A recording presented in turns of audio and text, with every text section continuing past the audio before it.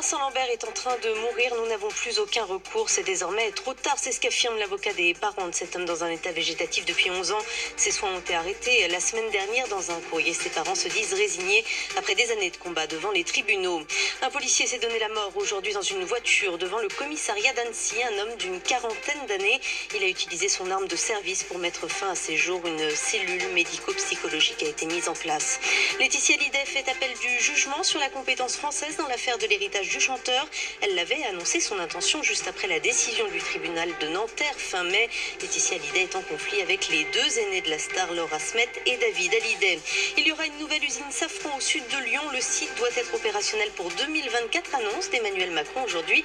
Le président de la République était en déplacement chez Safran à Villeurbanne. La nouvelle usine s'implantera, elle, à Fézin, avec à la clé 250 emplois. Ce n'était pas arrivé depuis 2014. Le maillot jaune sur les épaules d'un Français, Julien Alaphilippe. Il a remporté la troisième étape de ce Tour de France à Épernay aujourd'hui, devançant de 26 secondes l'Australien Michael Matthews et le Belge Jasper Stuyven.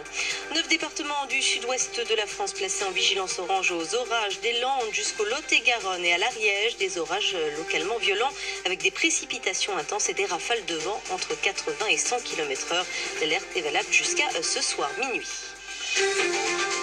France Info.